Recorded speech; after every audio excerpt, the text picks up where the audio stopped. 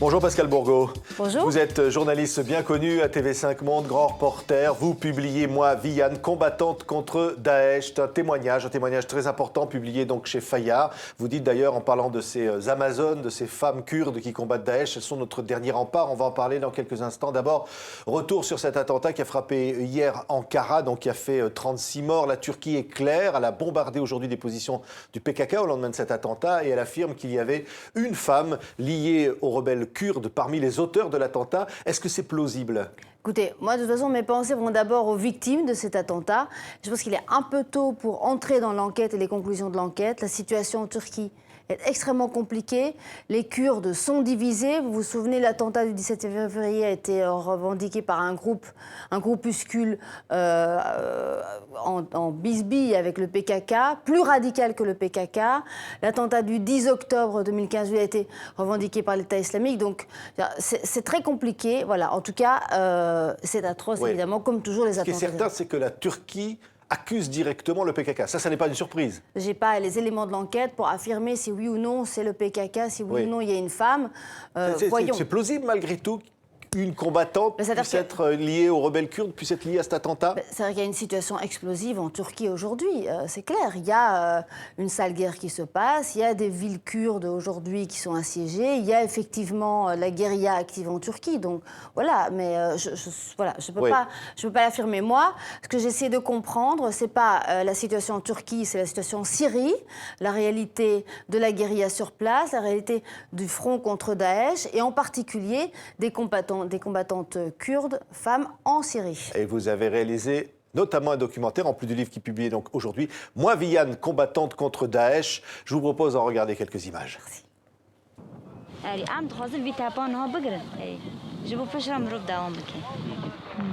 Viviane, 25 ans, commande cette offensive contre Daesh.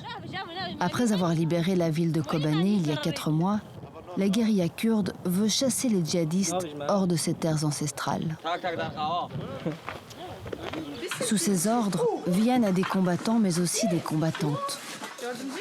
Depuis 2013 et surtout 2014, l'installation de Daesh à Raqqa, des milliers de jeunes filles kurdes ont rejoint la résistance. Chez ce peuple millénaire, c'est une tradition. Les Amazones se battent aux côtés des guerriers et sèment depuis toujours chez l'ennemi la terreur et l'effroi. Portrait presque émouvant aussi que vous livrez de Viviane et de toutes ces femmes qui disent « on est prête à mourir, on attend la mort parce qu'on lutte pour nous ». C'est-à-dire que la liberté a un prix. Et ces femmes prennent leurs responsabilités. Aujourd'hui, il y a un ennemi qui est clair, qui est Daesh. Et donc, elles prennent les armes, elles leur résistent. Et pour le moment, elles sont victorieuses. Elles ne sont pas seules, il y a aussi des guerriers. Et donc voilà, c'est l'histoire d'une résistante dont je raconte l'histoire dans le livre. C'est-à-dire comment une bergère kurde analphabète devient tireuse d'élite et aujourd'hui commandante adjointe. Oui, alors elle est blessée, elle ne peut plus utiliser son arme, on le voit dans le film. Elle a des martyrs dans sa propre famille, mais elle sourit presque tout le temps.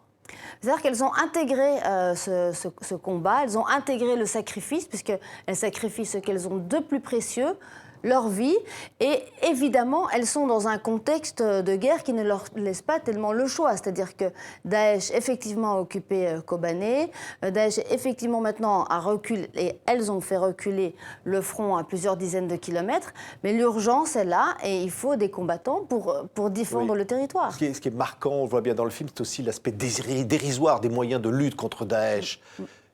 Oui, alors elles tiennent.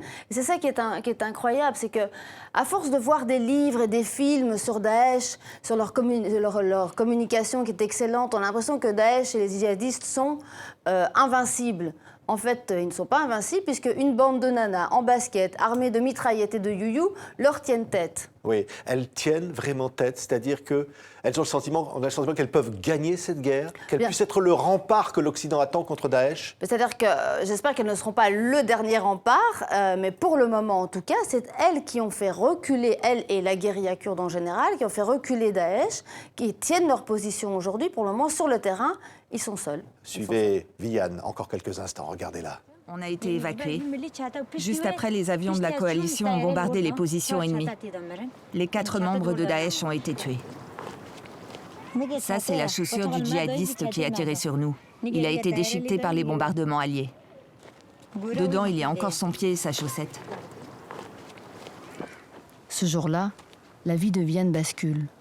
Les 7 mm de plomb logés dans le bras de la combattante. De cette femme la privent étonnante à jamais de son et de toutes celles qui l'entourent, elles arrivent à danser en se disant peut-être que c'est la dernière fois, on va mourir demain. Tout à fait. Alors, elle danse parce que pour 2 raisons. C'est-à-dire, elle danse avant le combat, comme souvent dans les armées, avant pour se donner du courage. Et puis, elle danse quand c'est la victoire. Et alors, ce qu'elle raconte auparavant avec les you-you, c'est réel. C'est-à-dire que plusieurs combattantes me l'ont raconté. Quand elles font le fameux cri de you-you, effectivement, les djihadistes sont pris de panique. D'abord parce qu'ils n'ont pas l'habitude de voir des femmes sur le front. Et ensuite, ils ont peur pour 2 raisons. D'abord parce que ce sont des bonnes combattantes, qu'elles n'ont pas peur de mourir. Elle le dit, si je suis encerclée, je peux me faire exploser et tuer un maximum d'ennemis plutôt que tomber entre leurs mains. Et la deuxième raison, c'est que non seulement ils risquent de mourir, mais en plus, ils vont être privés de paradis, puisque dans leur idéologie, être tué par une femme les prive de paradis. Donc, l'arme psychologique est réelle, ça marche en tout cas sur le terrain. Oui, vous montrez aussi, Pascal Bourgault, dans ce film et dans ce livre, qu'il y a aussi du dogmatisme, une obéissance au chef, une volonté de sacrifice, y compris à travers des éventuels attentats suicides. Bien sûr. Bien sûr, évidemment. Quand on est prêt à donner ce qu'on a le plus précieux, c'est-à-dire la vie, on ne fait pas ça comme ça du jour au lendemain. Il faut être préparé. Et évidemment, ils sont encadrés par cette guérilla, le PKK. Oui. Une forme de lavage de cerveau aussi. Qui est marxiste-léniniste, ils ne s'en cachent pas. Obéissance au chef. Totalement. Absolue. La guérilla est très organisée. Il n'y a pas d'improvisation. Il y a une structure pyramidale extrêmement claire. On obéit au chef. On obéit aux ordres, les offensives sont très bien organisées, mais c'est aussi la clé du succès. C'est-à-dire que s'il y avait un certain nombre de nanas et de mecs en basket avec des kalachnikovs sans ordre et sans organisation, je ne suis pas sûre qu'ils tiendraient tête à Daesh. Qu'est-ce qu'il dit finalement ce film et qu'est-ce que montre ce livre, Pascal Bourgault? C'est le courage d'abord de ces femmes? Le courage et la résistance. Moi je pense que c'est l'heure de résister, c'est l'heure de savoir et de voir, et de la preuve, ce livre et ce film, qu'il y a moyen de résister à Daesh. Il faut se lever, il faut résister, c'est possible, elles le font. Elles disent, vous avez été touchés, c'est une attaque au Bataclan. Elles disent aussi que nous, elles se battent évidemment pour leur territoire, pour leur Kurdistan, elles se battent pour un modèle de société paritaire où les hommes et les femmes sont à égalité, mais ce qu'elles disent aussi, c'est qu'elles se battent pour nous, puisque Daesh, comme vous le savez, perpètre des attentats chez nous, à Paris, à Bruxelles, en Europe. Merci beaucoup, Pascal Bourgault. Moi, Vianne, combattante contre Daesh, publié chez Fayard. Merci d'avoir été notre invité. Merci à vous.